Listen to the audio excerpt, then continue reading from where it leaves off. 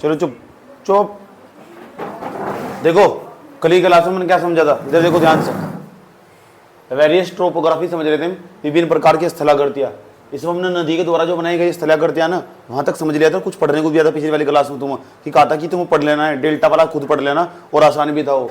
उसके बाद आज हम समझेंगे पवन के द्वारा निर्मित स्थलाकृतियां कौन कौन सी हो, और हिमानियों के द्वारा यानी जो ग्लेशियर हो ना हमारे, उनके द्वारा कौन कौन सी टोपोग्राफी का निर्माण हो, कौन कौन सी स्थलाकृतियां बनाई जा, ये सारी समझने की जरूरत है। कौन कौन से लैंडफॉर्म्स हो, समझ में आई बात। या तो क्रिएटिव लैंडफॉर्म बाय विंड्स, आज हमारी हेडिंग है क्रिएटिव लैंडफॉर्म बाय विंड्स, पवन के द्वारा निर्मित स्थला आकृतियां, पवन के द्वारा निर्मित स्थला आकृतियां। इसमें पहले नंबर पर जो आकृतियां पढ़ेंगे हम, पहले इस थोड़ा थोड़ा समझ लेते हैं इसमें क्या हो। पवन के द्वारा जो निर्मित स्थलाकृतियां हो ना, जो सूक्ष्म प्रदेश होंगे, कैसे, जहां वर्षा कम होती होगी, या अर्ध सूक्ष्म प्रदेश होंगे, ठीक, जहां वर्षा कम होती होगी। जहां वर्षा कम होती होगी तो वहां हवाएं चलती होगी, और जब हवाएं चलती होगी तो वहां कुछ अनेक प्रकार की स्थल आकृतियां बन जाती है हवाओं के द्वारा भी, ठीक। उन आकृतियों को नाम दिया गया कुछ ऐसी ऐसी। हम 9 या 10 आकृतियां पढ़ने वाले हैं, कम से कम 10 आकृतियों के आसपास हम पढ़ने वाले, 8 या 9 10 आकृतियां, ठीक। 8 आकृति के आसपास तो हम पढ़ेंगे, 8-9 के आसपास पढ़ेंगे, पकड़ेंगे कौन सी आकृतियां, ठीक। तो पहले नंबर पर आ जाओ, उसका नाम है वार्तगर्त। गर्त, गर्त का मतलब वो गहरा गड्ढा, गहरा गड्ढा। सुन लो बस, फिर उधर नहीं पूछेगा तुमसे, या आकृति नाम दे देगा वर्तगर्त किसके द्वारा बनाए जा, हिमानियों के द्वारा, ग्लेशियर के द्वारा। वहां तो ऐसे ऐसे सवाल पूछ, पीसीएस में पूछ ले सागर का सवाल। अभी यहाँ क्यों पढ़ा रहे, अरे मेंस में क्वेश्चन आ जा लिखने को, न पूछन पवन द्वारा निर्मित स्थलाकृतियों का सचित्र वर्णन कीजिए, फिर क्या करोगे, ठीक है, अग काम आ जा। लेकिन यहाँ छोटे छोटे सवाल पूछ फिल्म्स में। वार्तगर्त देखो, यहाँ ये पूरा का पूरा एक तुम्हें पूरा मैदान दिखाई दे रहा है, ये पूरा का पूरा मैदान दिखाई दे रहा है, ये पूरा मैदान हो, यहाँ रेत पूरी की पूरी, और रेत ना हवा आई, इस रेत को उड़ाया, रेत को आई उठाए उड़ाया, यहाँ गहरा गड्ढा कर दिया, इस स्थान में जाकर रेत को छोड़ दिया, यहाँ गहरा गर्त कर दिया, नहीं कर दिया गहरा गड्ढा। तो ऐसे गर्त को वार्तगर्त कहते हैं, वार्तगर्त।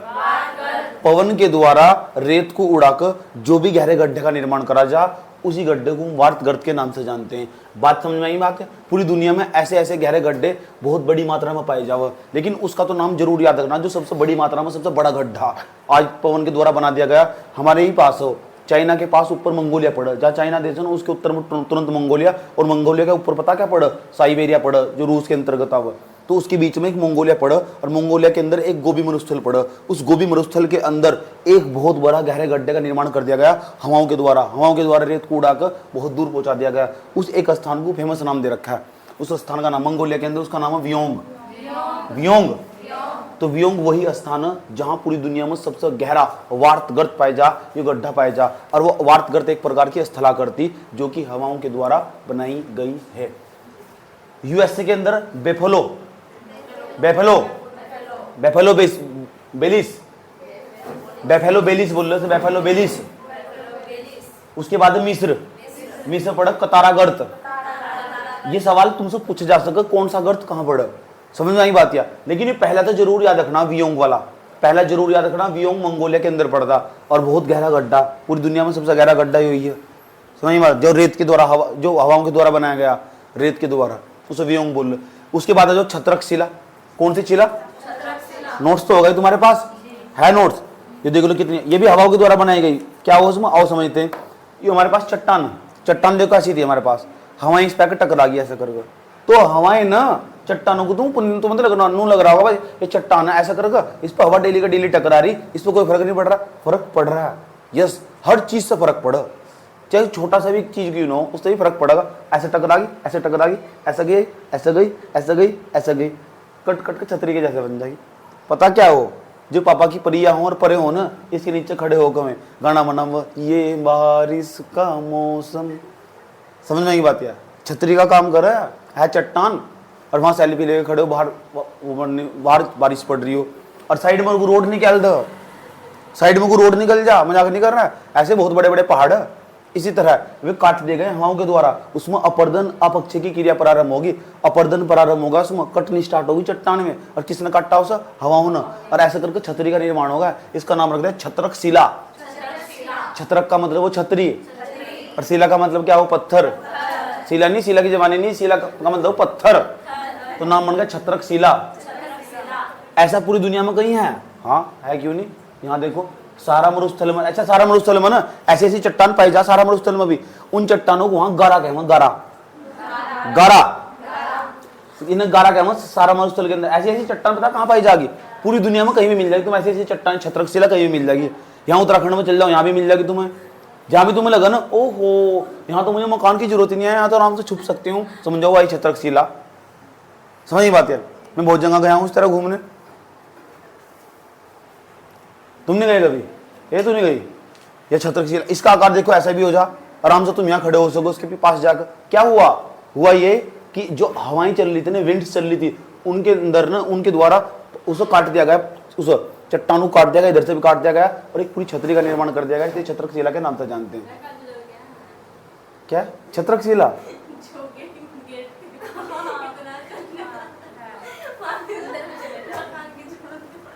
तो चट्टान थोड़ा ये ना, इंसेलबर्ग्स, दूसरे नंबर बजाओ इंसेलबर्ग्स, ये भी होगा। दूसरे नंबर पर चल जाओ, तीसरे नंबर पर इंसेलबर्ग, ये कई बार पूछा गया पेपर में, कई बार पूछा गया पेपर में। इंसेलबर्ग्स क्या हो, पहली बात तो ये जर्मनी शब्द, इसका मतलब महाद्वीप पर्वत। देखो लिखवा रखा है मैंने इसके बारे में, इंसेलबर्ग्स के बारे में लिखवा रखा है ना। देखो ये चट्टान हमारे पास ग्रेनाइट की चट्टान है, हेलो ये ग्रेनाइट की चट्टान है, इस ग्रेनाइट की चट्टान में ना अपर्दन की क्रिया प्रारंभ होगी, हवाओं ने आके टकराना स्टार्ट करा, पवन ने ऐसे टकराई, तो पता क्या हुआ, ग्रेनाइट की चट्टान थी कठोर थी, ग्रेनाइट की देख कठोर चट्टान नहीं है, अब मुलायम होने स्टार्ट हो गया, होगी नहीं। अपघर्षण, यहाँ लिखो अपघर्षण के द्वारा ऊपरी भाग पर चिकना होना, इसका पूरा भाग चिकना होगा। पहले हार्ड चट्टान थी, बहुत कठोर चट्टान थी, चिकनी होगी नहीं होगी। इसे पता क्या कहते हैं, इसे बोलते हैं इंसेलबर्ग्स, इंसेलबर्ग्स, याद रहेगी बात यार।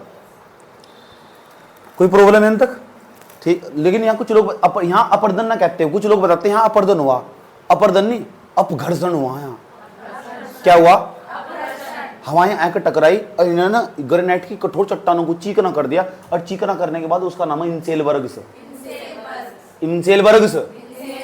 इस सब एक प्रकार का जर्मन शब्द है इंसेलबर्ग, इसका मतलब है मरुद्वीप पर्वत, मरा हुआ पर्वत, मरा हुआ पर्वत, इंसेलबर्ग्स। पता लग गया, पता क्या सवाल पूछा है, इंसेलबर्ग निम्नलिखित में से किसके द्वारा बनाई जाती है, पवनों के द्वारा, हिमानियों के द्वारा, ऐसा करके चले जाकर सारी सागरी तरंगों के द्वारा, इनमें से कोई नहीं, आंसर पवनों के द्वारा। ऐसे ऐसे ऑब्जेक्टिव सवाल हो, बत पता लग चुका। उसके बाद क्या होगा, ज्यूजेन, ज्यूजेन क्या नाम है, इसे भी समझ लो।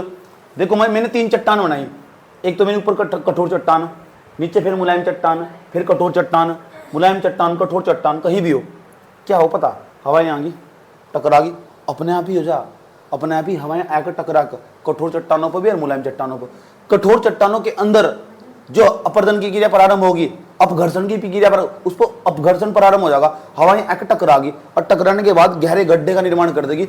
ऐसा लगेगा ऊपर से देखने में मानो दमात बन रखी हो, दमात बन रखी हो, लेकिन प्राकृतिक हो सारी की सारी, अंदर ऐसे घड़े के टाइप की बन जाएगी, छोटी छोटी हो, ज्यादा बड़े भी नहीं होती, गहरे गहरे गड्ढे का निर्माण हो जा, तो उसे ज्यूजेन के नाम से जाना, ज्यूजेन। खास बात इसकी पता क्या हो, जो ऊपर की कठोर चट्टान हो ना, इसके अंदर तो ये दवात की टाइप की जो आकृतियां हो ये लेट बनती है, लेकिन जो मुलायम चट्टान हो उसमें जल्दी बन जाती हैं आकृतियां, याद रहेगी, इसे कहते हैं ज्यूजेन। अब बताओ 4 आकृतियां मैंने पढ़ाई, चारों का नाम याद होगा, चारों के बारे में पता लग चुका। तुम पहले नंबर पर क्या पढ़ाया, बार्ड, दूसरे नंबर पर, तीसरे पर, चौथे नंबर पर ज्यूजेन। तो दवात नुमा जो आकृति हो वह ज्यूजेन कहलाती है। नहीं तो दवात नुमा जो आकृति हो उस पर क्या हो, उस पर जो देखो इसे बोलो तुषार चीरण, तापमान जहां ज्यादा हो जा ना, टेम्परेचर जहां ज्यादा हो जा और हवाएं आकर टकराव, उस स्थान को हम तुषार चीरण के नाम से जानते हैं। याद रखना बात, या उसके अंदर से जब अपघर्षण की क्रिया प्रारंभ होगी तो उसके अंदर से डाटा बाहर निकलता रहेगा, और जब जो ना मटेरियल जैसे ही बाहर निकलेगा तो वहां दवात नुमा आकृति बनती दिखाई देगी तुम्हें। हो सकता है कठोर चट्टान हो सकता है मुलायम चट्टान हो, मुलायम चट्टान हो आकृति जल्दी बन जाएगी, और जो लेकिन कठोर चट्टान हुई उसी आकृति को बनने में थोड़ा टाइम लग जाएगा। याद रहेगी बात यार। और दवात नुमा जो आकृति होगी उसे ज्यूजेन के नाम से जानते हैं। इसका भी कल्याण हुआ, बोलो स्वाहा। अब आए हम पता किस पर, यारडंग। देखो तुम्हारे नोट्स में लिखा हुआ है यारडंग, लिखा हुआ यारडंग, लिखा हुआ ना। चलो चलो चलो चलो चलो,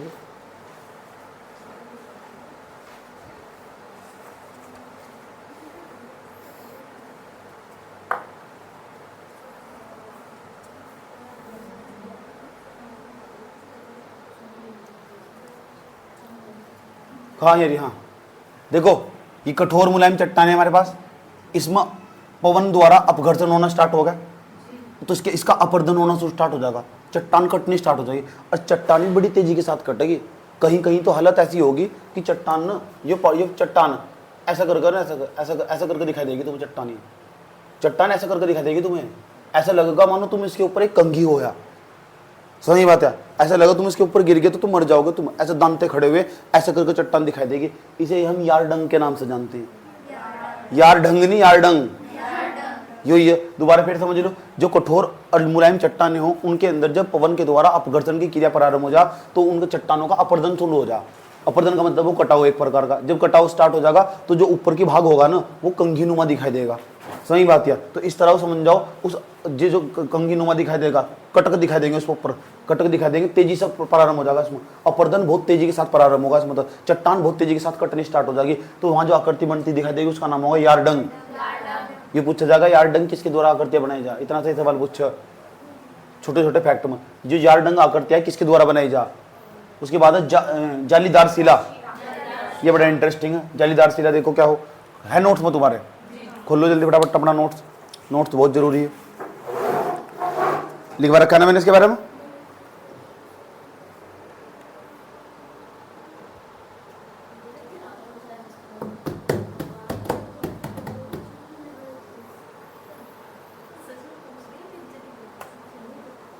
ये देखो हमारे पास कठोर चट्टान है, हेलो हेलो, देखो हमारे पास कठोर चट्टान है, ठीक है, पवन आई, टकराई, टकरा कर ना छोटे छोटे छिद्र कर दिया सर, इतने छोटे छोटे छिद्र, आराम से छोटे छोटे जीव बढ़ के बैठे रहा है इसमें, जैसे कोई सांप हो गया आराम से उसमें जाकर आराम से घुस कर बिल बना देगा, चूहा हो गया, चूही होगी, हाँ छोटे छोटे जो जीव है इसमें आराम से जाकर बैठ जाए। कठोर चट्टान थी पूरी की पूरी, जीव आराम से जाकर प्रवेश कर सके, इसे बोलते हैं जालीदार शिला, या अपना अपनी बनी पवनों के द्वारा बनाई गई है जालीदार शिला। एक जमाना पता कैसा हो, ये सीधी चट्टान थी, कठोर चट्टान थी, एक जमाना ऐसा हो पवनें मान नहीं रही हैं, ये मान नहीं रही, ये ना इसके अंदर तो और खुदाई करती जा रही, और खुदाई करती जा रही, हालत ऐसी हो जाएगी इसकी पूरे आर पार कुछ ना कुछ दिखाई देना स्टार्ट हो जाएगा तुम्हें, इधर भी समुद्र, इधर भी समुद्र, इधर भी समुद्र, दोनों तरफ समुद्र समुद्र दिखाई दे रहा नहीं, ये तो प्राकृतिक खिड़की बन गई, मेरे सामने वाली खिड़की में बत्ती ही रहती है, बत्ती सुन लो ध्यान लगाएगा अच्छे तरीके से, इधर देख लो, तो यह खिड़की बन गई नहीं बन गई, कैसी खिड़की बन गई, प्राकृतिक खिड़की, यह प्राकृतिक खिड़की का निर्माण होगा, प्राकृतिक खिड़की तो बनेगा ही यहां तक, होगा ना यहां तक। अब इसके बाद क्या होगा पता लग रहा है, इधर भी रास्ता चलने का, इधर भी रास्ता चलने का, इसके ऊपर एक व्यक्ति चलना स्टार्ट कर देंगे तो प्राकृतिक पुल बन जाएगा। यस, ऐसे ऐसे बहुत सारे पुल, जहां मैं घूमने गया था ना वहां उसके ऊपर ट्रेन चला रखी थी, इसके ऊपर सड़क भी बना दे, पुल भी चला दे इसके, ये पुल भी पुल का काम करे एक प्रकार का, ये प्राकृतिक पुल, ऐसा बहुत जगह इंडिया के अंदर कहीं भी दिखाई देगा तुम्हें ये प्राकृतिक पुल। लेकिन ये प्राकृतिक पुल पता किसके द्वारा बनाया गया, मनुष्य ने नहीं बनाया, हवाओं के द्वारा बनाया गया। मनुष्य पता क्या कर रहा है इसमें, नीचे वो लगा देगा जाकर लोहे की ग्रिल लगा देगा, स्टैंड लगा देगा आराम से, कि पुल आराम से फिट टिका रहा है। मनुष्य इतनी बड़ी कलाकारी कर दे इसमें, आधा काम तो हवाओं ने कर दिया, जो बचा कुचा वो मनुष्य घुस जाएगा पूरा कर देगा।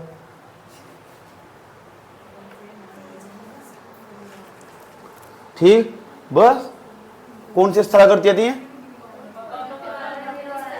पवनों के द्वारा इस निर्मित स्थलाकृतियां समाप्त हुई। अब हम समझेंगे हिमानी के द्वारा निर्मित स्थलाकृतियां। मैं तुम्हें एडवाइस देता हूं, फटाफट जितनी मैंने नोट्स के अंदर लिखवा रखी ना, फटाफट सारी रीडिंग मारो बैठ के पहले करेगी जरा, उसके बाद आगे बढ़ेगी। हाँ आओ समझते हैं। अब हिमानियों के द्वारा पवन के द्वारा निर्मित स्थलाकृतियां अपने पढ़ ली, हिमानियों के द्वारा निर्मित स्थलाकृतियां बदलेंगे पढ़ेंगे। अच्छा, जिंदगी में सारा काम करो, कभी भी ना अपना टारगेट ना बदलो। मेरे साथ इतने सारे बच्चे तैयारी करने वाले थे जो मेरे साथ पढ़ रहे थे, सब छोड़ो क्या तो पीसीएस में चला गया हो या फिर वो गवर्नमेंट जॉब ले लिया। ठीक, दिक्कत पता क्या हो, उनका नॉलेज रुक जा। पढ़ाई में यही खूबसूरती हो, नॉलेज हमेशा इंक्रीज होगा और वो कभी बेकार नहीं जाने का। कोई भी इंसान झूठ नहीं बोलता पढ़ाई के मामले में, याद रखना बात है। पुराने आदमी सही कहा करते थे, नॉलेज हमेशा इंक्रीज होगा और इसका एक ना एक दिन जरूर बेनिफिट होगा, तुम्हें देख लेना चाहिए। समझ में आई बात है? नहीं तो मैं भी तो तुम्हारे आसपास के साधारण बच्चों की जिंदगी कट रही, जिंदगी कटनी चाहिए पढ़ाई में, कम से कम सोशल मीडिया पर तो नहीं कट रही, अनाप शनाप चीज़ों तो कट रही, इसमें तो कट रही जिंदगी।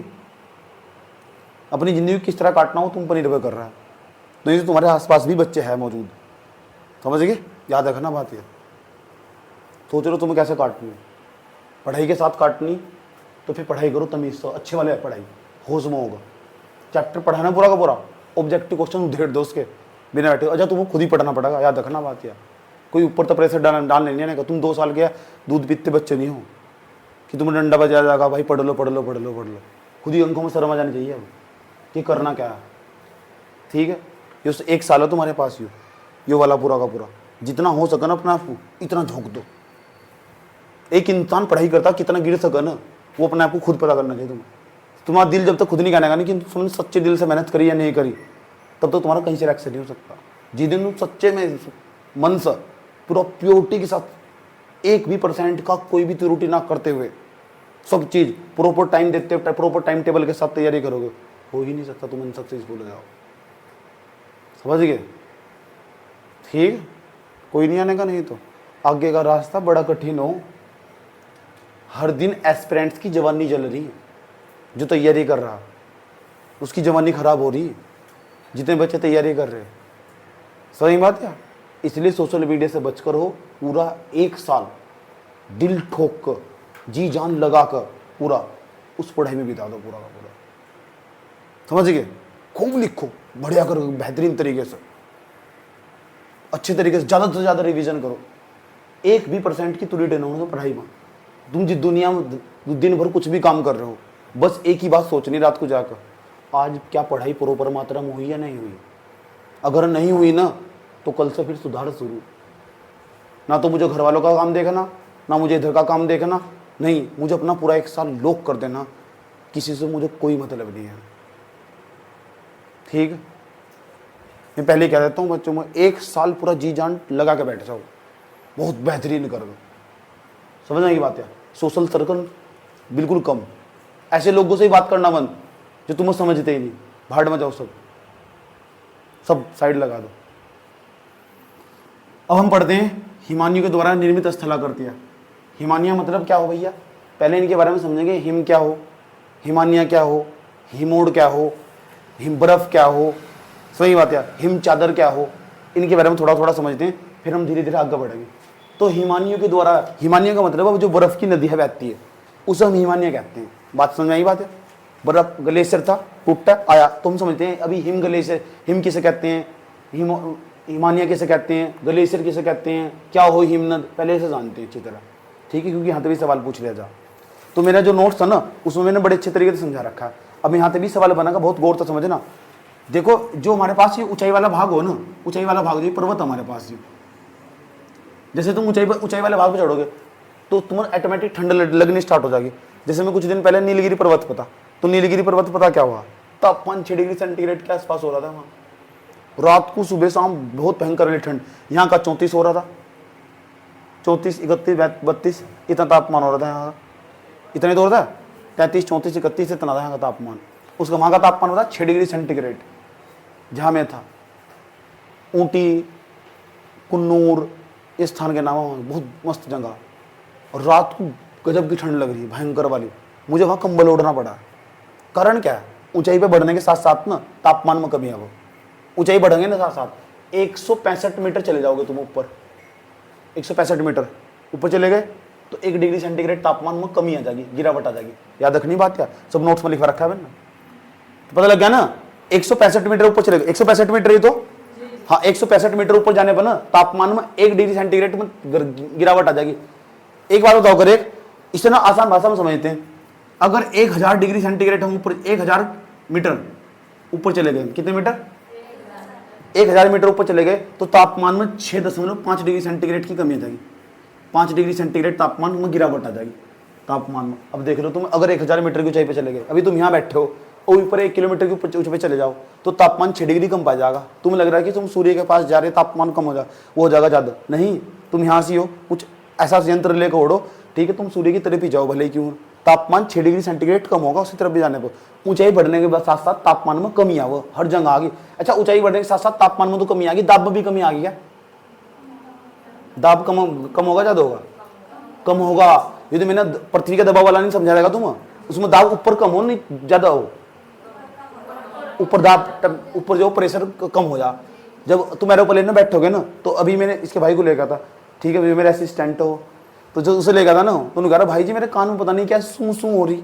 सू सू नहीं होती वह कान में ऑटोमेटिक, जैसे तुम पहाड़ी की तरफ जाओगे ना, तो तुम्हारे कान में से हवाएं बाहर निकलेगी, इसका मतलब प्रेशर कम हो रहा है। यस, क्या हो रहा है? प्रेशर कम। इन्हें बहुत बड़ी बीमारी पाई जाए जो ऊपर पाए जाए, उन्हें सुनाई कम दे जो पहाड़ी लोग हो। मजाक नहीं कर रहा, मैं रियलिटी बात बता रहा हूं। ठीक, कारण बता क्या हो? देखो जैसे जैसे ऊंचाई बढ़ेगी, यह बात उन्हें फील होगी जो प्लेन वाले इलाके में रहती है। जैसे पहली बार ऊंचाई पे चढ़ेगा ना, उसके कान में ऑटोमेटिक जो प्रेशर कम हो जाएगा, क्योंकि ऊंचाई बढ़ने के साथ साथ ना दाब में भी कमी आती है, तापमान में तो कमी आती है, दाब में भी कमी आती है। याद रहेगी बात क्या?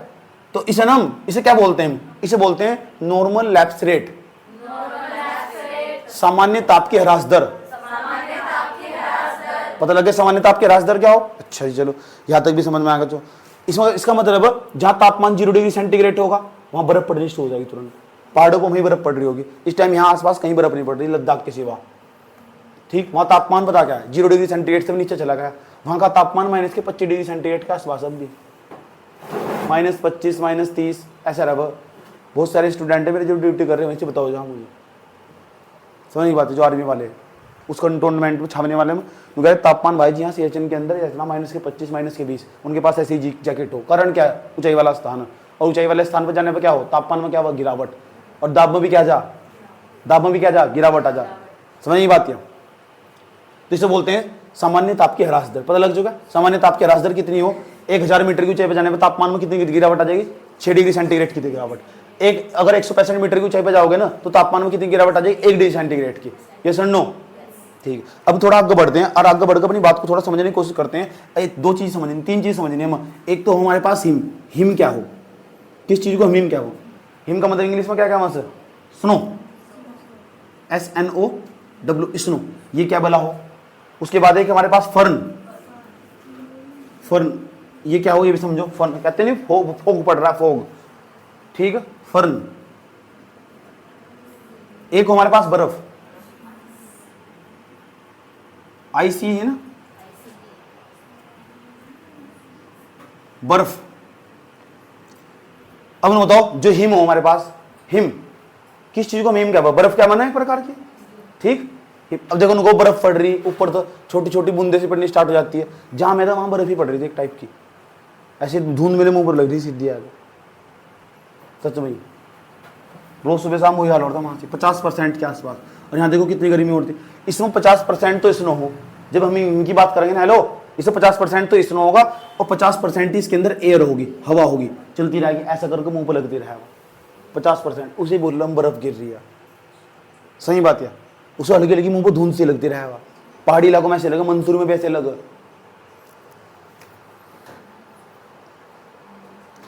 उसके बाद फर्न। फर्न में क्या हो? 75% तो बर्फ होगी। 75% क्या होगी? स्नो।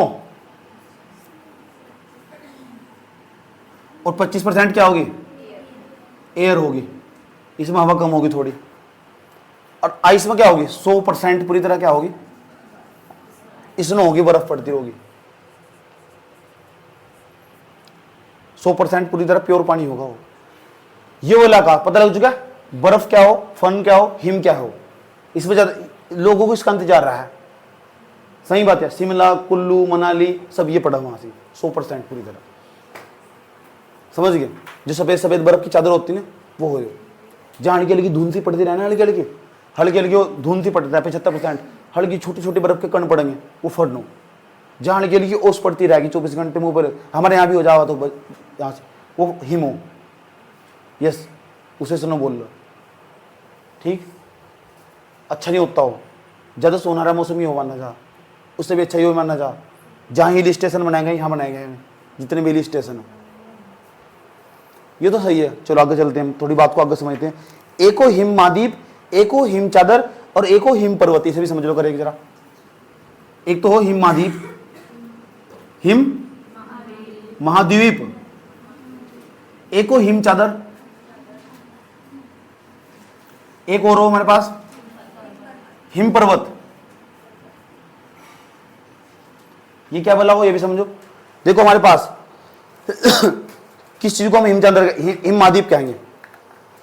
मिट्टी का भूभाग स्थलखंड, नीचे हमारा स्थलखंड हुआ, उसके ऊपर आगे बर्फ टिक गई, उसके ऊपर बर्फ चढ़ गई। बर्फ की जो मोटाई है 1000 मीटर, 2000 मीटर, 3000 मीटर, ऐसे ऐसे बर्फ की मिट्टी का भूभाग था, उसके ऊपर आगे बर्फ पड़ गई, उसे बोल लेंगे हिम महाद्वीप। पाई जा हमारे पास। हाँ, अटलांटिका नाम सुना है? अटलांटिका का नाम नहीं सुना तुम?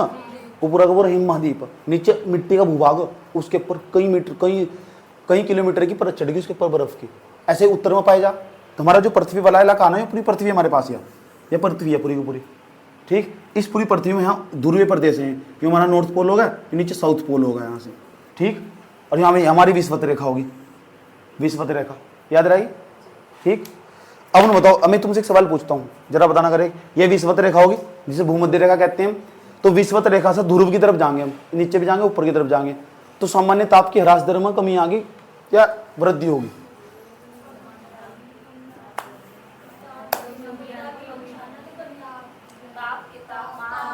मैं यूं कह रहा हूं सामान्य ताप की ह्रास दर में कमी आ गई या वृद्धि होगी अगर हम विषुवत रेखा से ध्रुवों की तरफ जाते हैं। कभी इस तरह अच्छे लेवल की ठीक ठाक पढ़ाई भी कर ले करो।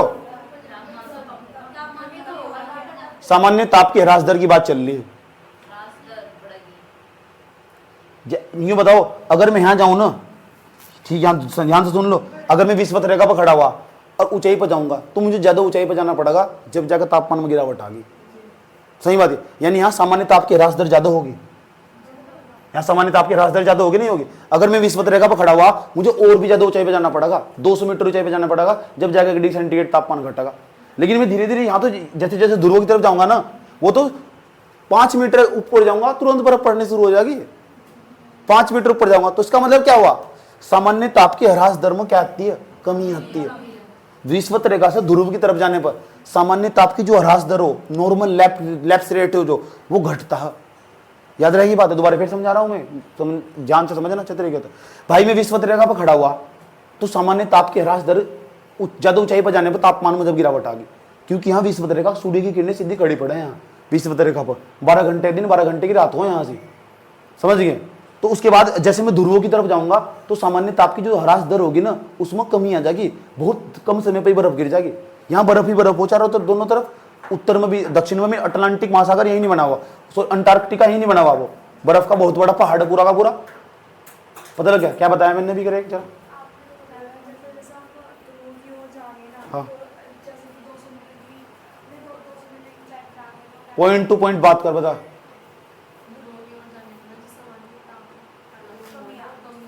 सामान्य ताप की ह्रास दर में कमी आ गई,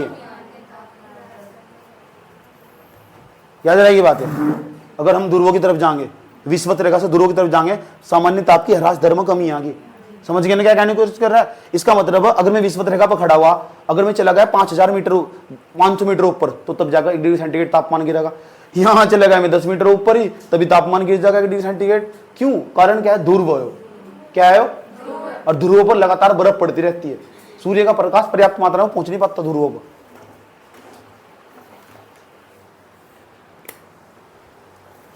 तो यहां तक तो हो चुका हमारा।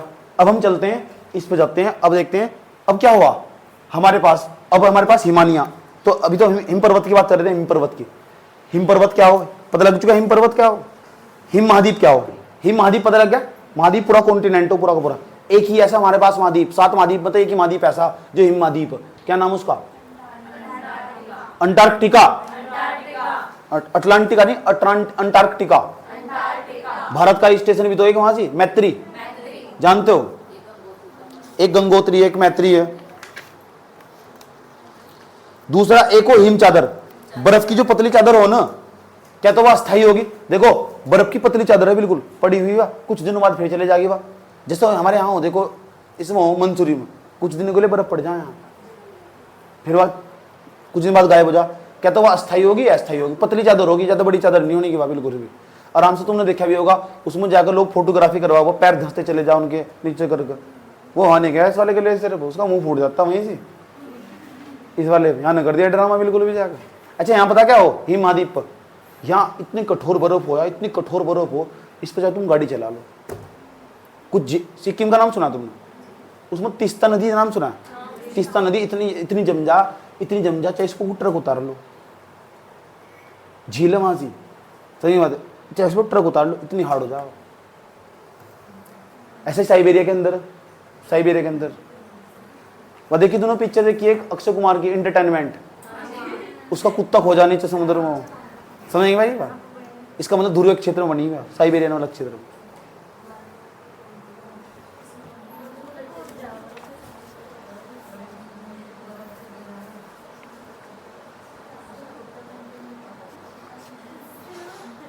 एक क्या हो,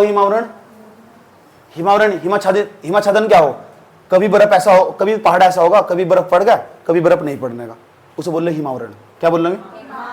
चलो अब हम थोड़ा आगे बढ़ते हैं, लेकिन दिक्कत पता क्या हो, आओ समझते हैं। मान लो हमारा कोई पर्वत, हमारे यहाँ कोई पर्वत, ऊपर तो बर्फ से ढक चुका पूरी तरह, क्या होगा? सूर्य की किरणें पड़ेगी उस पर, वो पिघलना शुरू होगा, और जैसे पिघलना शुरू होगा ना, वो बर्फ आगे चलेगी, ऐसे करो। इसे बोलते हैं हिमानिया। पता लग गया? बर्फ के द्वारा नदियां बनाई जा, उस नदी को हम हिमानिया बोलते हैं। और जब वो बर्फ टूट कर आगे चलेगा तो कई प्रकार की आकृतियां बनागा वो, कई प्रकार की। शुरू में जो आकृतियां बनागा उसे बोल लेंगे अपर्दन के द्वारा बनाई गई आकृतियां। फिर आगे क्या करेगा, वो बहुत सारा निक्षेप आगे लेके जाएगा खींच कर, डिपोजिट, उसे बोलेंगे निक्षेपण के द्वारा बनाई गई आकृतियां। तो बर्फ जो हिमानिया हो ना, हिमानिया तो पता लग गया क्या हो, बर्फ की नदियों को हिमानिया कहेंगे। तो बर्फ की नदियों के द्वारा जो भी आकृतियां बनाई जा, ठीक, क्या तुम्हें अपर्दन के द्वारा बनाई जाएगी या निक्षेपण के द्वारा बनाई जाएगी? अपर्दन का क्या मतलब हो? अपर्दन का मतलब ये हो कि जो उसमें ना बर्फ में कटाव शुरू हो जाएगा तो अपर्दन होगा। अगर वो कटाव मिट्टी, कंकड़, पत्थर, उसके साथ कुछ और भी चला जाएगा, उसे डिपोजन बोल लेंगे, निक्षेपण। क्या बोल लेंगे? तो वहां भी कुछ आकृतियां बनाई जाएगी। तो पहले तो हम समझेंगे वे अपर्दन के द्वारा कौन कौन सी आकृतियां बनाई जाएगी, फिर में समझेंगे निक्षेपण के द्वारा कौन कौन सी आकृतियां बनाई जाएगी। ऐसा करके सारी हमारी आकृतियां खत्म हो जाएगी। और सबके बारे में मैंने नोट्स में लिखवा रखा है, बड़े दिल से लिखवा रखा है, अच्छे तरीके से तमीज से। एक एक चीज पढ़ लो, वही समझ में आ जाएगी तुम्हें। ठीक, अभी मैं समझाने वाला हूं तुम्हें। देखो समझ लो, इसे भी समझ लो। देखो इसमें क्या कहेंगे, हिमानी के द्वारा निर्मित स्थलाकृतियां, एक तो पढ़ेंगे अपर्दन के द्वारा जो आकृतियां बनाई जा, देख लो इधर अपर्दन के। दूसरा पढ़ेंगे जो निक्षेपण के द्वारा आकृतियां बनाई जा। अपर्दन क्या हो, कटाव, यानी जो बर्फ होगा ना, जो हिमनद होगा, ग्लेशियर होगा, ग्लेशियर कह दो, हिमनद कह दो, इस बार याद है क्वेश्चन लटकती घाटी वाला क्वेश्चन आया था नहीं, और तुम पूछ रहे कहाँ था आया था, सब कॉपी बताइए, पढ़ लो तभी तो उसमें हर चैप्टर में तो क्वेश्चन दिखा दो, समझ गए? इसलिए कोई सा भी उठा के पूछ सके यहाँ का। पहले ढंग से कॉपी पढ़ लो, उसके बाहर कुछ नहीं आता, नोट्स पर सब कुछ लिखा हुआ। तो हिमानियों के द्वारा निर्मित स्थलाकृतियां एक तो में होंगी अपर्दन द्वारा बनेगी, एक जो निक्षेपण के द्वारा बनेगी। हो कैसे, पता क्या हो उसमें, बाहर से इसे ना यूँ भी कह सका, वहाँ पे सवाल ऐसा भी आ सका, हिमनद के कार्य क्या हो। हिमनद के कार्य एक प्रकार के, हिमनद ग्लेशियर क्या क्या काम करे, ये तो काम करे अपर्दनात्मक अवस्था में वो कुछ आकृतियों का निर्माण करे, और जो निक्षेपणात्मक अवस्था उसमें भी कुछ आकृतियों का बना निर्माण करा हो। कुछ लैंड्स फॉर्म बनागा, लैंड्स फॉर्म का मतलब कुछ आकृतियों का निर्माण करेगा। कौन कौन सी लैंड्स फॉर्म होंगी, उनके नाम क्या होंगे, नाम बड़े इंपॉर्टेंट है। ऐसे मिलेगा कुल 12 नाम, 12 नाम याद कर लो, 12-13 नाम, इनका खामियाजा मसाइल खत्म हो जाएगा। इनका क्वेश्चन कभी गलत नहीं होने का। मैं 12 नाम ही तुम्हें याद करने हैं, कैसे बढ़ना वो भी याद करना तुम्हें, कैसे कैसे। मान लो अभी क्या हुआ, ये हमारी चट्टान थी, देखो यार चट्टान थी, ये पूरा का पूरा पर्वत, नीचे मिट्टी का भूभाग, ऊपर बर्फ की परत चढ़ी हुई, सूर्य का प्रकाश आया, टकराया, इस पर दबाव पड़ना स्टार्ट होगा पार्थिव विकिरण का, तो क्या होगा, दबाव पड़ना, तो फिर टूट जाएगा। टूट कर क्या होगा, ऊपर वाला भाग ना बीच में से टूट कर ऐसे साइड से हट जाएगा। तो जब हट जाएगा ना, उस भाग को बीच में खाली भाग बन जाएगा, बन जाएगा, एक अलग आकृति बन गई। इसे बोलते हैं हिमगह्वर। इसे देखने के लिए तुम्हें गूगल पर जाना पड़ेगा, टाइप करना पड़ेगा हिमगह्वर, वो ज़्यादा अच्छा दिखाई देगा। मैं यहाँ चित्र में चित्र समझा नहीं पा सकता, मेरे पास बोर्ड का भी अभाव हो, ठीक है। इसलिए बहुत जरूरी 12 के 12 चीज़ें जो मैं बता रहा हूँ, सर्च करके एक बार जरूर देख लो, नहीं तो रटो गई ना प्रकार। मैं एक वीडियो भी भेज दूंगा आज ग्रुप में, उस वीडियो में अच्छी तरह समझा रखा होगा। यूट्यूब पर ठाल कर डाकल दे दो ना, हिमानी के द्वारा निर्मित स्थलाकृतियां, जिन्होंने एनिमेशन तक समझा रखा हो, उसका वीडियो देख लो, कोई समझ नहीं बात यार, तो वहाँ अच्छी तरह समझा देंगे। मैं तो भी समझा सकूँ उसमें, तो क्या है, क्या लिखने का, कैसा क्वेश्चन आएगा, कुछ तो हो जाएंगे। लेकिन अगर विजुअल देख लो तो ज़्यादा अच्छा समझ में आता। अगर रियलिटी में रियल वाला एग्जाम्पल दिख जा दो, ठीक है, कि हिम गहबर कैसे कह रहे हैं, पता लग चुका। अगर बर्फ की परत खिसक गिने धरते भी बीच वाला जो भाग दिखाई देगा वो हिम गहबर के नाम से जाना जाएगा। ये पहला आकृति है। दूसरा क्या होगा, पता क्या हो कि वो ये स्थान था, बर्फ का बहुत बड़ा पहाड़ था, ठीक है, उस भाग में पूरे में बर्फ भरी हुई थी, बर्फ भरी हुई थी, और सारी बर्फ निकल कर भाग गई। उसमें उत्पाटन की क्रिया प्रारंभ होगी, वो बर्फ पिघलनी शुरू होगी, उत्पाटन की क्रिया प्रारंभ होगी। यहाँ सारे में बर्फ भरी थी, खाली स्थान था, भाग गया यहाँ तो सारा खाली हो चुका हो पूरा का पूरा। क्या इस स्थान को ये ऐसे नहीं बन गया जैसे कुर्सी हो एक बज जाए, आराम से लेट सकते हो इसमें, बन गया नहीं बन गया। इसे हम बोलते हैं सर्क। सर्क इंग्लिश का ही नाम है, इंग्लिश में याद करना है, इसलिए इंग्लिश वाले नाम को हिंदी में करके लिखकर नाम क्या है इसका, सर्क। पता लग चुका क्या हो। अगर कोई बर्फ का बहुत बड़ा पहाड़ हो, उसमें से बर्फ बाहर निकल कर भाग जा, वो इस तरह आरामदायक कुर्सी की तरह होगा, और उसी स्थान को हम सर्क के नाम से जानते हैं। ये पेपर में सवाल पूछा जा सके, सर्क एक ऐसी आकृति ये किसके द्वारा बनाई जा, या पवनों के द्वारा बनाई जा, या हिमानी के द्वारा बनाई जा, या किसके सागरी तरंगे के द्वारा बनाई जा, ऐसा करके पूछ लेगा। उसके बाद क्या होगा, सर्क, तो देखो ये भी तो सर्क बन गया, इधर भी अगर सर्क बन गया, पहाड़ था बड़ा बड़ा, इधर भी सर्क बन गया, इधर भी सर्क बन गया, ये तो सिंग सा ऊपर रहेगा नहीं। इसे बोलते हैं होन या गिरी सरंग, या तो इसे होन के नाम से जानते हैं या गिरी सरंग के नाम से जानते हैं। सवाल कैसे पूछेगा, जो गिरी सरंग या होन वो किसके द्वारा बनाई गई आकृतियां, वो हिमानी के द्वारा बनाई गई आकृतियां, पवनों के द्वारा बनाई गई आकृतियां नहीं है, वहाँ समझ नहीं बात दिया, वो हिमानी के द्वारा बनाई गई आकृतियां। तो इसे हम होन या गिरी सरंग के नाम से जानते हैं। इधर ही साइड में हमारे सर्क मौजूद है, याद रहेगी बात है। अब क्या होगा हमारे पास, ये पूरा का पूरा दिख रहा तुम्हें पूरा का पूरा पहाड़, इसमें हमें क्या होगा, उत्पादन की क्रिया उत्पादन स्टार्ट होगा, इसमें भी उत्पादन स्टार्ट होगा। दोनों तरफ तक कट गए, कटने के बावजूद ये भाग दे नीचे नीचे रह गया नहीं, गहरा गड्ढा बन गया। जब नीचे गहरा गड्ढा बन जाए ना, इसे हम टर्न के नाम से जानते हैं, ये गिरिताल भी कहते हैं इसे, गिरिताल यही होगा, गिरिताल या टर्न कह दो या गर्त कह दो, टर्न गर्त गिरिताल एक ही मतलब उनका सबका। समझ में आई बात। या गिरिताल में पूछा तुमसे, गिरिताल हो या टर्न हो, ये किससे बनने वाली आकृतियां हो, ये हिमानी के द्वारा बनने वाली आकृतियां हो। हिमानिया क्या हो, बर्फ की जो नदियां हो, बर्फ की नदियां कहाँ से आ गई, गले से टूटेगा तब जाकर बर्फ आगे बढ़ेगा, वो कई प्रकार की आकृतियों का निर्माण करेगा। उत्पाद अपर्दन की जब क्रिया प्रारंभ होगी ना उसमें, तो ऐसी आकृतियों का निर्माण करेगा वो, ठीक है। यहाँ तक हमने समझ लिया। उसके बाद क्या होगा, एक सीधा भूभाग दिखाई देगा, देखो बिल्कुल दिखाई दे रहा था ये इसमें ना, इसे ना इधर तो साइड से और बर्फ कटता जाएगा, ये चट्टान और कटती जाएगी, बिल्कुल सीधी सपाट मात्रा में दिखाई देगा। इसे हम बोलते हैं एरिट। सवाल पूछा जो एरिट वो किसके द्वारा बनाई गई आकृतियां, वो हमारी हिमानियों के द्वारा बनाई गई आकृतियां। और यू भी पूछेगा जो डेप्थ में जाएगा, तो वह आकृतियां बनाई गई, वह अपर्दन के द्वारा बनाई गई या निक्षेपण के द्वारा बनाई गई। अपर्दन के द्वारा बनाई गई आकृतियां, ये 12 आकृतियां जो अपर्दन के द्वारा बनाई गई। अपर्दन का मतलब उस जो बर्फ था ना उस काट कर बनाई गई, उस आकृति को हम बोलेंगे अपर्दन के द्वारा। हाँ, अगर उसके मिट्टी कंकड़ पत्थर भी साथ में लेकर चले गए आग, तो उसे बोलेंगे निक्षेपण, ठीक है, डिपोजिशन जिसे बोलते हैं। उसके बाद क्या होगा, उसके बाद ये होगा, हो सकता है ये भाग पूरा टूट जाए, उसके ऊपर तक टूट गया, एक तरफ हटा दिया हमने, कुछ ऐसा भाग दिखाई देगा। लोग क्या करेंगे, इसके ऊपर को चलना शुरू कर देंगे, इसे हम पास बोलते हैं। पास भी कहते हैं, मार्ग भी कहते हैं, दर्रा भी से कहते हैं, लो भी से कहते हैं, पास भी कहते हैं, कहते हैं दर्रे हैं। ये दर्रे ऐसे बनाए जाए, मैं कहता हूँ पहाड़ों को काट कर जो रास्ता बनाया जाए, आसान भाषा में बताता हूँ बच्चों को भी, ठीक है, यही हो, काट कर रास्ता बना दिया गया, इसे हम लो कहते हैं। कहीं कहीं जगह लो कहते हैं, कहीं कहीं जगह दर्रा कहते हैं, कहीं जगह कोल कहते हैं, कहीं जगह रास्ता कहते हैं, कहीं जगह मार्ग के नाम से जानते हैं, कहीं जगह में सब पास के नाम से जानते हैं। जैसे दरमा पास, मुलिंगला कहते नहीं, बाराला चला, जोजिला, है ना, ऐसे करके दर्रा भी कह दो, लो भी कह दो, मार्ग भी कह दो, रास्ता भी कह दो। ये सारी भी आकृतियां जो हिमानियों के द्वारा बनाई गई, हिमानियों के द्वारा बनाई गई और अपर्दनात्मक अवस्था में बनाई गई। और 12 आकृतियां, 12 के 12 का नाम याद करना, सिर्फ ये काम हो तुम्हारा। ये यू आकार की घाटी बहुत फेमस हो, यू आकार की घाटी कई बार पूछा गया पेपर में, बताओ यू आकार की घाटी वो किसके द्वारा बनाई जा, हिमानियों के द्वारा बनाई गई आकृतियां। यू आकार की घाटी क्या हो उसमें, यू आकार की घाटी में जो बर्फ हो ना, ऐसा करके यू आकार की घाटी। पहले तो वी आकार की घाटी थी, जब मैंने कल पढ़ाया था, कल मैंने पढ़ाया था नदियों के द्वारा जो आकृतियां बनाई जा ना, वी आकार की घाटी नदियों के द्वारा बनाई जा। और उस नदियों के आकार की उसमें ना घाटी में साइड से भी और साइड से भी पार्श्विक अपर्दन होना स्टार्ट हो जाएगा बर्फ के द्वारा। तो क्या होगा, यू आकार की घाटी का निर्माण होगा। कई बार पूछा जा, यू आकार की जो घाटी हो, मैंने भी कह रहा हूँ, तुम आज का तुम्हारा होमवर्क ही हुई है, 12 की 12 आकृतियां ना जो इन्हें घर जाकर यूट्यूब पर नहीं, एक तो यूट्यूब पर वीडियो देख लो, किसी ना किसी का आराम से वीडियो आई जाएगा, विजुअल से दिखा रखा होगा, मैं उस पर ज़्यादा रिलाई करता हूँ। अब मैं आज ग्रुप में एक वीडियो भेज दूंगा, ठीक, उसमें अच्छी तरह बता देंगे एनिमेशन दिखा रखा है सारा का सारा। इस आकृति को तुम दिखा रखा है हिमगहबर कहाँ कैसा है, रियल में कैसा।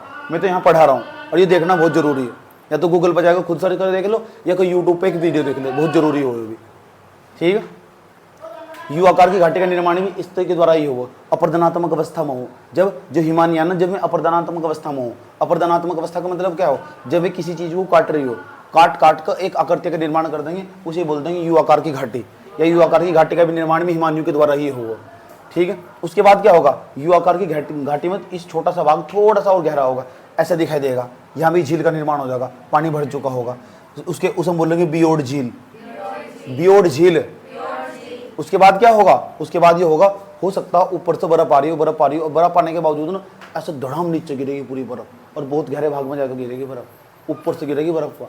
सही बात है। तो पूरा का पूरा एक कर्म दिख बन जाएगा, नहीं बन जाएगा, तो कर्म बन जाएगा। पहले तो ऐसा ही बर्फ, फिर ऐसा गिरी, फिर ऐसा ही, फिर ऐसा गिरी, फिर ऐसा ही, फिर ऐसा गिरी, तो सीढ़ी बन गई। सीढ़ी को हम सोपान कहते हैं। सीढ़ी को क्या बोलते हैं हम, एक कर्म नहीं, पूरा का पूरा सोपानी कर्म। पहले ऐसा है, फिर ऐसा है, फिर ऐसा है, ऐसा। जैसे तुम तैयारी कर रहे हो, तैयारी करते करते तुम क्या करोगे, आज तुम तैयारी करे यहाँ पहुँच के, कल को यहाँ पहुँच के, कल को यहाँ पहुँच के, तो सोपानी कर्म में तैयारी हो, सीढ़ी में तैयारी हो। हर दिन दुनिया सीधा तुम ऊपर ही पहुँच जाओगे, हर दिन तुम्हारे दिमाग का विकास होगा, हर दिन तुम सीखने की प्रक्रिया से गुजरोगे। जिस दिन भी तुम्हें लगेगा ना तुमने सब कुछ सीख लिया, उस दिन तुम्हारा सब कुछ खत्म हो जाएगा। समझ में आई बात है। जिस दिन तुम्हें लगेगा तुमने सब कुछ सीख लिया ना, उस दिन तुम्हारा अस्तित्व मिट जाने वाला। तो हर दिन हम सीख रहे हैं, याद रहेगी बात है। तो बियोड झील, या बियोड झील, इसे दैत्यकार सोपान बोल रहे। और ये दैत्यकार सोपान के बीच में जाकर यहाँ झील, यहाँ एक गहरा गड्ढे का निर्माण हो जा, फिर आगे चलेगी या बर्फ, फिर नीचे गिरेगी बिल्कुल ऐसे ही कर्म में जाकर, फिर आगे चलेगी बर्फ, फिर ऐसे नीचे गिरेगी जाकर, ऐसे ऐसे यहाँ झील का निर्माण हो जाएगा। इन झील को बोलेंगे पेडानोस्टर झील। कई पेपर में पूछा गया, बताओ पेडानोस्टर झील है कैसे बनाई जा, किसके द्वारा बनाई जा, तो आंसर है हिमानियों के द्वारा बनाई जा। और फिर दूसरा सवाल पूछेगा, हिमानियों के द्वारा बनाई तो जा, अपर्दनात्मक अवस्था में बनाया जा, या फिर निक्षेपणात्मक अवस्था में बनाया जा, आंसर होगा अपर्दनात्मक अवस्था में बनाया जा। याद रहेगी बात है। उसके बाद पेडानोस्टर झील पता लग चुकी कौन सी हो। उसके बाद कौन सी हो, उसके बाद देखो यहाँ सी नू नाटक, ये भी बहुत फेमस है नू नाटक। पता क्या हो, मान लो बर्फ जारी, बर्फ जारी, बर्फ जारी, बर्फ जारी, बर्फ जारी, रास्ते में चट्टान आएगी, ग्रेनाइट की चट्टान। क्या होगी ग्रेनाइट की चट्टान के बाद, तो ग्रेनाइट की चट्टान ना उसे हटा देगी, ग्रेनाइट की चट्टान हो जाएगी चिकनी चट्टान। आसपास सारे में बर्फ फैली दिखाई देगी, ये भाग ऊपर उठा दिखाई देगा तुम्हें। जब तुम वीडियो देखोगे ना यूट्यूब पर जाकर, कोई ऐसे डालना तुम हिमानी के द्वारा निर्मित स्थलाकृतियां, और ऐसा वीडियो देखना नहीं जिसमें कोई टीचर समझा रहा हो, वो तो मैंने समझाई दिया। ऐसा वीडियो दिखा जिसमें केवल एनिमेशन दिखा रहा हो उन सब चीजों के, समझने की बात है, चित्र दिखा रहा हो सच में कैसा हो, ये नू नाटक कैसा हो। तो जैसे मैं बता रहा हूँ तुम्हें, बर्फ फैल गई चारों तरफ और बीच में चिकने चिकने चट्टान दिखाई देंगे तुम्हें, चिकने चिकने चट्टान दिखाई देंगे, बहुत अच्छे लगे, सुंदर लगे देखने में। समझ नहीं बात है। लोग वहाँ फोटोग्राफी करने जाओ, समझ में आई बात है। इसे हम नू नाटक के नाम से जानते हैं। क्या कहते हैं सर, नू नाटक। ये नू नाटक यहीं कर जाकर नाटक लोग, इसका नाम नू नाटक। क्योंकि जो वो हिमानी आगे बढ़ रही है ना, तो नाटक करने का काम कर रही है, कभी कुछ कर दे, कभी कुछ कर दे, कभी कुछ कर दे, इसका नाम नू नाटक। उसके बाद क्या है, ये भी बड़ी इंटरेस्टिंग हो, भेड़ शिला, भेड़ के जैसी दिखाई दे, आकृति बड़ी सुंदर है। उनको प्रकृति का वाह क्या नजारा, प्रकृति ने कैसा रास्ता, कैसा नजारा गढ़ दिया, वो भेड़ शिला हो। अच्छा देख लो कैसी हो भेड़ शिला, है तो बर्फ ही, आगे बढ़ा बर्फ, धीरे धीरे जैसे आगे बढ़ेगा ना, उस पर अपघर्षण अपक्षय की क्रिया पर आसपास बर्फ दिखाई देगा, ऊपर जो भाग उठा हुआ दिखाई देगा ना, देखने में दूरता से लगा जैसे भेड़ के जैसा हो, रियलिटी में उसी का नाम है भेड़ शिला। है लेकिन पत्थर, तो नाम है भेड़ शिला। याद रहेगी बात, ठीक। उसके बाद लटकती हुई घाटी, ये भी समझो लटकती हुई घाटी क्या हो, पता क्या हो, इधर ही पहाड़, इधर ही पहाड़, बीच में बर्फ की नदी आ रही, इधर तो एक और बर्फ की नदी जा रही, ऊपर तो बर्फ की नदी आ रही, यह मुख्य बर्फ की नदी आ रही, बड़ी नदी यहाँ ऊपर तक। तो यह तो क्या होगा, इधर पहाड़, तो बीच वाली नदी तो लटक गई, लटक नहीं गई, तो लटकती हुई घाटी बोल लेंगे सुबह। क्या बोल लेंगे सर, पिछली बार इसी साल जो पेपर दिया था, ये भी इस उत्तराखंड पीसीएस के पेपर में यही सवाल था, लटकती घाटी का निर्माण कहाँ से हो, हिमानियों के द्वारा हो। सवाल बाहर से नहीं आते, एक बार सिलेबस तुम इससे पढ़ लो तो कहीं भी समझ नहीं पाते। हकीकत यह कि हमारा रिवीजन नहीं होता, पता लग चुका क्या कहा मैंने। अब मैं तुम्हें क्या कर रहा हूँ, मैं ना इतनी सब चीज़ों के बारे में तुमको पढ़ने को दे रहा हूँ, 5 मिनट दे रहा हूँ, सबका रीडिंग मारो, टू जेड 12-13 करते हैं, 14 करते हैं, सबका रीडिंग मारो, सब नोट्स में लिखा हुआ।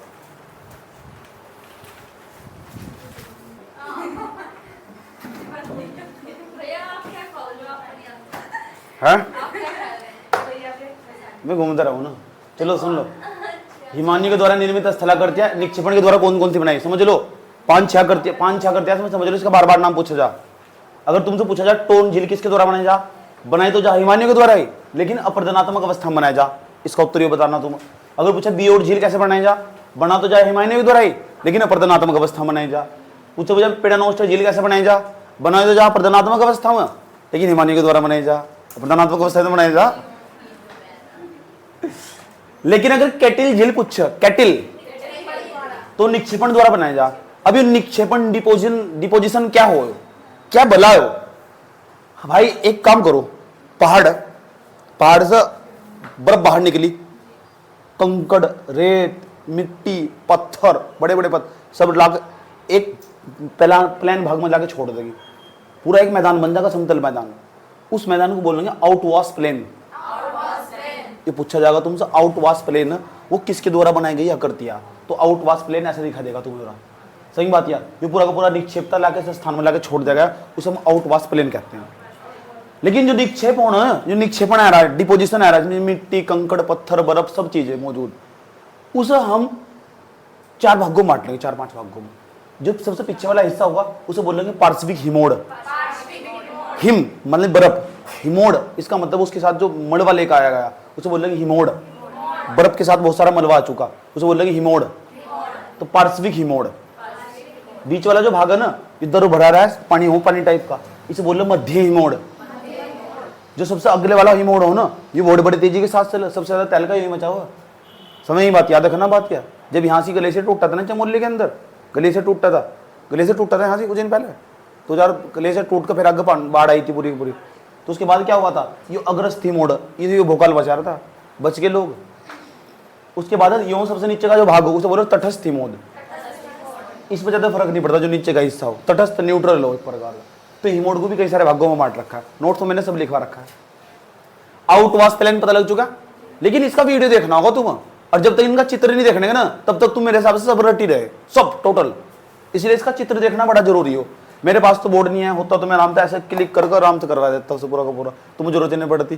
तुम्हें गरीब आदमी हूँ, अभी एक दिन अमीर बन जाऊंगा। ये क्या है, डर्मिलिन। उसके बाद क्या होगा, अब डर्मिलिन नोट्स देखो, नोट खोलो खोलो खोलो, दिख रहा तुम नोट्स है। डर्मिलिन क्या हो पता क्या हो, निक्षेप आगे चला, निक्षेप जब आगे चलेगा ना तो उसमें बीच में पत्थर दिखाई देंगे। अब पता कैसे दिखाई देंगे, जैसे अंडे की टोकरी हो ऐसे दिखाई देंगे। और ये सारा पता किसके द्वारा बनाया गया, जो निक्षेपण लाया गया, किसके द्वारा, उस हिमानियों के द्वारा जो निक्षेपण लाया गया उसके द्वारा अंडे की टोकरी की जैसी आकृति बनाई गई, उसे हम डर्मिलिन कहते हैं। डार्लिंग नहीं डर्मिलिन, हे डार्लिंग डर्मिलिन। याद रहे क्या नाम है, क्या नाम है उसका, डार्लिंग नहीं डर्मिलिन।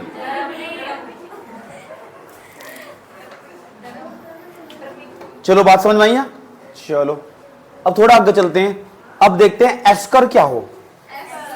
हाँ ये बड़ा इंटरेस्टिंग है, एस्कर क्या हो। इतना इंटरेस्टिंग हो इसके ऊपर ना रेल मार्ग, सड़क मार्ग सब बना दिया जा। यो एस्कर हो, क्या बोलते हैं इसका, एस्कर। कटक नुमा जो जमा हो ना, कटक नुमा जो जमा हो उसे हम एस्कर के नाम से जानते हैं। एस्कर देखो, चित्र देखो ज्यादा अच्छा समझ में आएगा। मेरे हिसाब से तो अभी रटी रही तुम, बस नाम पता लग रहा है। हाँ एस्कर पढ़ लिया हो ना, वो निक्षेपणात्मक अवस्था में बना है। सही बात है। यूट्यूब पर बहुत सारा वीडियो पड़ा होगा, 1-2 ही वीडियो यूट्यूब पर भी शायद मैंने देखा हुआ, ज्यादा खास नहीं है। गूगल पर जाकर उसका फोटो जरूर देख लियो, इसका एस्कर का कैसा हो, एक बार देख लोगे तो बहुत अच्छा। स्वीडन नॉर्वे का नाम सुना तुमने, वहां तो इसमें रोड भी बना रखे, ट्रांसपोर्ट पूरा चल रहा है इन पर एस्कर के ऊपर भी। और ये कभी किसी जमाने में किसके बर्फ के द्वारा लाकर बनाया गया था, और उस पर मनुष्य ने रोड राड सब बिछा दिया उस पर। तो स्वीडन नॉर्वे वाले बहुत आगे गए यार। उसके बाद आगे चलो, अगली आकृति का नाम है केम। कौन सी, केम। आ जाओ देखो, यहां देखो साइड में जाकर, यार ये केम देखो, निक्षेपण का बहुत बड़ा मलबा लाके इसमें जमा कर दिया गया। एक तरफ यहां जमा कर दिया गया, बीच में भर गया पानी, तो पानी तो बन गई झील, उसका नाम है कैटिल झील। कैटिल झील, कैटिल झील के बीच में ऊंचे ऊंचे टप्पू दिखाई दे जा कभी कभी, उन्हें बोल रहे हेमक। अहमक नहीं, हमक, हमक, फिर अहमक, हमक, नमक नहीं हमक, तो नमक। उसके बाद एक और चीज हो, उसका नाम है फ्योर्ड तट। अभी फ्योर्ड तट कैसे हो, ये भी देख लो। फ्योर्ड तट ये सागरी तरंगों से भी बना कभी कभी, लेकिन हिमानियों से भी बन जा कभी कभी ये। अब देखो फ्योर्ड तट कैसे हो, ऐसा करके मलबा किसी जमाने में ऐसे लाके जमा हो जाएगा तो फ्योर्ड तट का निर्माण हो जाएगा। ये सागरी तरंगों से भी इसका निर्माण हो। ये दिख रहा है तुम्हें नॉर्वे का फ्योर्ड तट, ये नॉर्वे का फ्योर्ड तट, इसमें क्रैक्स पड़ रहे हैं ऐसा करके, मुड़ भी रहा है इसमें ऐसा करके क्रैक्स पड़ रहे हैं। लेकिन कुछ लोग बताते हैं कि इसमें ना ये हिमानियों के द्वारा भी बनाया जा। किसके द्वारा? हिमानियों के द्वारा बनाए जाते। ये दिख रही है तुम्हें साउथ अमेरिका, हमारा दक्षिण अमेरिका दिख रहा है। ये दिख रहा है सबसे नीचे वाला भाग, क्या नाम है इसका? चिली या अर्जेंटीना। इसमें दिख रहा है तट ये पूरा पूरा। ये भी एक प्रकार का फ्योर्ड तट है। अगर पूछा फ्योर्ड तट क्या, जहां मेरू रज्जु के टाइप की आकृति पाई जा, मेरू रज्जु के टाइप की आकृति पाई जा, यानी ऊपर से बर्फ आया, उस बर्फ ने चट्टानों के अंदर ऐसी आकृति बना दी इस टाइप की, उस बर्फ ने जो हिमानी आई, तो जो आकृति बनती होगी उस आकृति का नाम फ्योर्ड तट। ऐसे ऐसे फ्योर्ड तट पाए जा। ये भाई और हमारा पूरी दुनिया में सबसे बड़ा फ्योर्ड तट है नॉर्वे का। योरा नॉर्वे वो देश, योरा फ्योर्ड तट पूरी दुनिया में सबसे बड़ा तट ही है फ्योर्ड तट। भैया देखो योरा एक अर्जेंटीना वाला, अर्जेंटीना चिली वाला, इसे चिली तट कहते हैं। इतनी बात बताओ समझ में ही नहीं आई। अब हम पता क्या करने वाले, नोट्स है तुम्हारे पास, नोट्स के अंदर सागरी तरंगों द्वारा निर्मित स्थलाकृतियां कि सागरी तरंगे कौन कौन सी स्थलाकृतियां बनाती है। इसके अंदर सबसे पहले नंबर पर देखा भुरगु। भुरगु, अब भुरगु पता क्या हो, इसे बोलते हैं क्लिफ। इसे भी समझ लो क्या हो फटाफट। 5-7 आकृतियां इसमें भी तो सागरी तरंगों के द्वारा निर्मित आकृतियां। सागरी तरंगे भी कह दो, जवारी तरंगे भी कह सकते, जवारी तरंगे कह दो या सागरी तरंगे कह दो, उनके द्वारा कौन कौन सी आकृतियां बनाई जा। ये बड़ी इंपॉर्टेंट है। फिर हमारा चैप्टर पूरी तरह आज समाप्त हुआ। और बोलो स्वाहा। अब पहले नंबर की आकृति का नाम बताओ सागरी तरंगों में। पहले उसका नाम है भुरगु। कौन सी आकृति पता लग गया है? जवारी तरंगे भी कह सके ना, सही बात है। इन्हें टाइड वेव्स भी कह सके, टाइड वेव्स, सही बात है। इन्हें ओशन वेव भी कहते हैं, ओशन वेव। तो ओशन वेव के द्वारा कौन से लैंड्स फॉर्म करे जा रहे वो हमें देखने। उसमें पहले नंबर पर हमारे पास है क्लिप, क्लिप। अब यहां देखो ये वाला भाग, मान लो ये पूरा ऊपर चट्टान है और इधर समुद्र पूरा, इस वाले भाग में कटानी स्टार्ट हो जाएगी। जब कटानी स्टार्ट हो जाएगी ऐसे दिखाई देगा, यहाँ सब पानी भरा हुआ है। सब नाव देखी तुमने? नाव जब समुद्र में बहुत ज्यादा बारिश पड़ रही हो ना, बहुत भयंकर वाली बारिश पड़ रही हो और खुली नाव हो, तो यहाँ छुपने के लिए बड़ी अच्छी जगह हो है भुरगु में। कंदराओं का जैसा स्थान बन जा, जैसा गुफाएं जहां मानव आदि मानव रहा करता था। इनमें कंदरा ही बोल रहे ना? हाँ कंदरा ही बोलो, तटीय कंदरा बोल रहे सर। क्या नाम है उसका? तटीय कंदरा। अगर खड़ी ढाल होगी तो उसे बोल लेंगे भुरगु, और इस अंदर अगर चला गया, अंदर चला गया, इसे बोल लेंगे हम कट्टी तंद्रा, तटीय कंदरा। कंदरा का मतलब क्या? गुफा। और ये सारा किन्न करा जो समुद्र की लहरें आ रही है ना, टकरा रही, जो समुद्री तरंगे आ रही है पानी की, उन्होंने काट काट के तट को अंदर तक गुफाओं के जैसा बना दिया। समझ में आई बात? या चलो आगे चलते हैं। एक पुलिन, पुलिन का मतलब वो बीच, इसे इंग्लिश में बीच क्या हुआ, गोवा वाला बीच वही हो। सही बात है। एक तो जवारी, निम्न जवारी तरंग, एक हो उच्च जवारी तरंग। उसके बीच का जो स्थान हो ना, ऊपर मिट्टी लाके छोड़ नहीं जाती क्या, पानी आता रहेगा पीछे हटता जाएगा, ऊपर एक टापू सा बन जा, वहां जाकर जो पापा की परिया पड़ी रहा, पापा की परे पड़े रहा, वहां से बहुत सारे, ठीक, आराम से बहुत शांति के साथ समय बिताते हैं वहीं से। अभी मैं कुछ दिन पहले वहीं घूम कर आया। क्या नाम है उसका? गोवा वाले बीच पे। 2 मारूंगी, गोवा वाले। अच्छा जो देख लो यहाँ लिखा हुआ, सुन लो। तो जो बीच बनाए जाए, गोवा वाले बीच हो गए, बीच को बोलेंगे इसमें पुलिन। और इनका निर्माण क्या, चुप हो जाओ चलो, क्या हो? अच्छा इसका निर्माण क्या होगा? इसमें सुनने क्या होगा? अच्छा बीच वाला। इसमें एक जुहू पुलिन, और जुहू पुलिन बता कहाँ पड़ा? मुंबई में। ए मुंबई में घूमने नहीं गई थी क्या तू? जुहू पुलिन नहीं देखा?